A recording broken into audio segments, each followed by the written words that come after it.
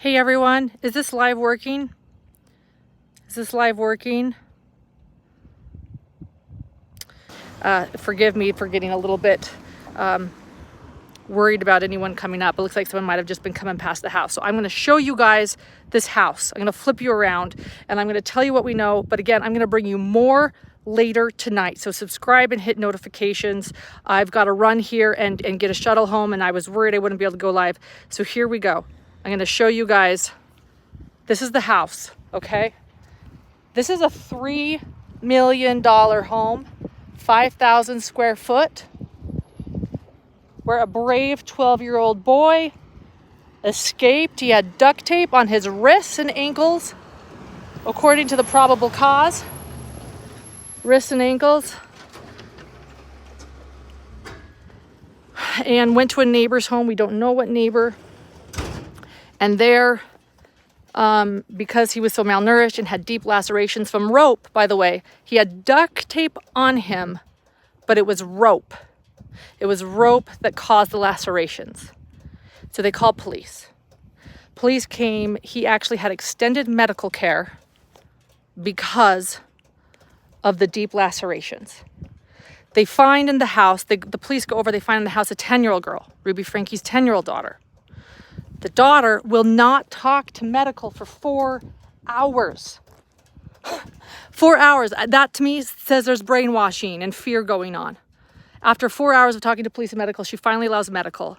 She's also malnourished. She's also hospitalized.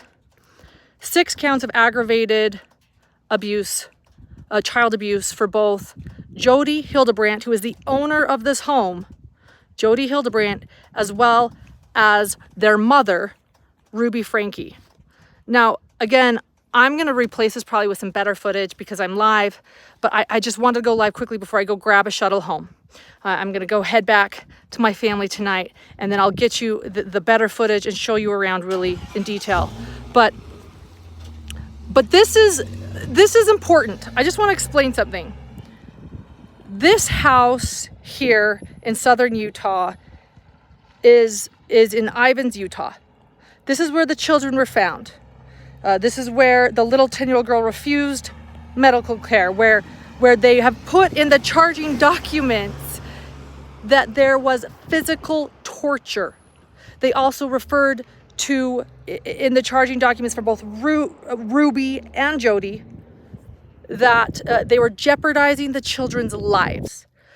The reason that Jodi was charged is because the kids were in her direct care at her house, and she said, "Oh, watch out, be careful, the kids, you know, they shouldn't be around anyone," which shows she knew about the abuse. We've had Adam Steed on our channel explain that that's what Jodi does. She points the finger at other people and pretends she's the victim, and woe is me, I'm scared of these people. It's not going to work in this situation. In fact, it shows she knew about the abuse. And then you've got her. And then you've got Rudy. I keep saying Rudy because Jodi and Ruby combined, it's their power couple name. We might as well call them Rudy because what a couple they are. Ruby Franke, of course, is charged because she's the children's mother. But 2 days before the arrest, which happened August 30th, Wednesday. Today's Thursday, Wednesday, August 30th, was when a brave little boy escaped and ran to a neighbor's asking for food. So 2 days prior to that, Ruby is in the basement, or the downstairs room, which is also confusing. These houses, these one-story homes, I've been in a few of them. They do not usually have basements. They do not usually have upstairs. They're just this one-story, secluded, modernized Adobe-style homes sitting among the red rock. The homes are built to blend in with the nature that surrounds them. They usually don't have downstairs rooms, so I'm really confused by that too. I want to know what that downstairs room was. Did she really have a downstairs room? Because again, I've been in about 3 or 4 of these houses. There are usually no downstairs rooms. This house was built in 2017. Jodi purchased the land in 2013. I don't know if she planned a little downstairs room. I don't know.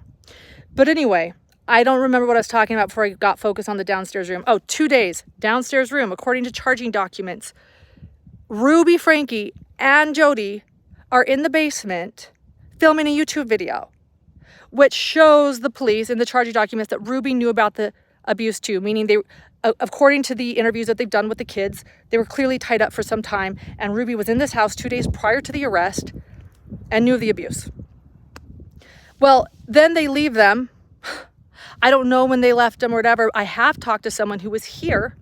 They were here at this house, helping her move boxes in the garage because Jodi asked them to come over and help them move boxes. He saw kids that were not tied up. He didn't really look at them. He didn't notice they were malnourished, but he wasn't really looking.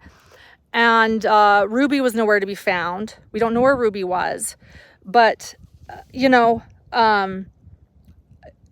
according to the police, you know, they were probably tied up for days if they were able to say, look, Ruby knew of this abuse happening because she was in the house 2 days prior doing a video in the downstairs basement. They were in the direct care, though, of Jodi Hildebrandt. I'm going to bring you more. I actually have been talking longer than I thought. I always do on lives because I see everybody here. I have a shuttle to catch so that I don't, so I'm able to go home. It's been a couple days, but I'm going to bring you a lot more. I have been here again for 48 hours. There's my Uber driver. I have a lot of footage, so hit subscribe, hit notification, and then this Saturday, do not miss our show this Saturday.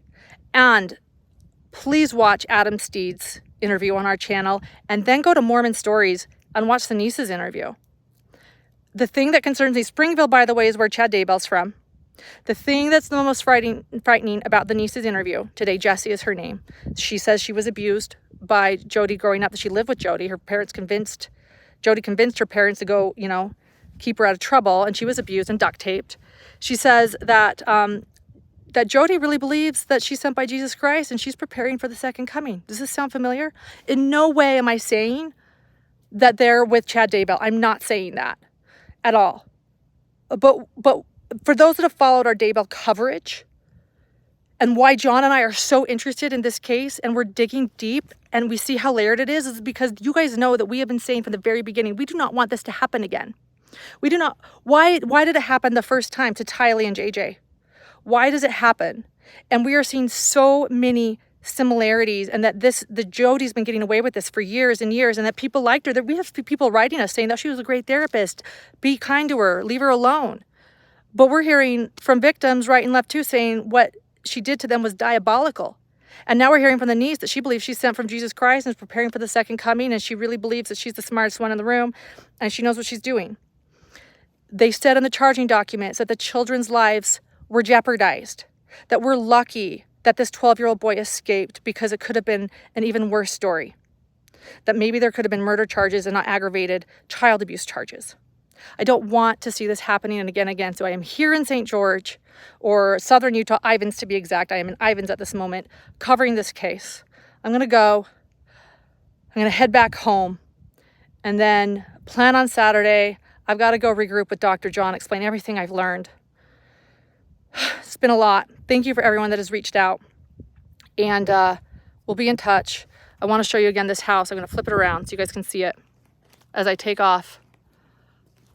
It's listed as a $3 million home. This place is gorgeous, guys. It's beautiful. You don't see scenery like this. Excuse me, sneeze. You just don't. Again, 5,000 square feet, 3 bedrooms, 5 baths, purchased. Again, the land was purchased 2013.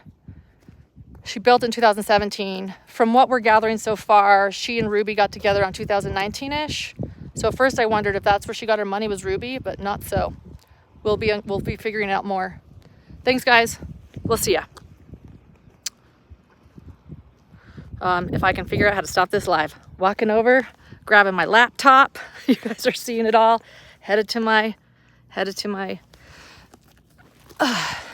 Uber here. But for reals, how do I turn this off?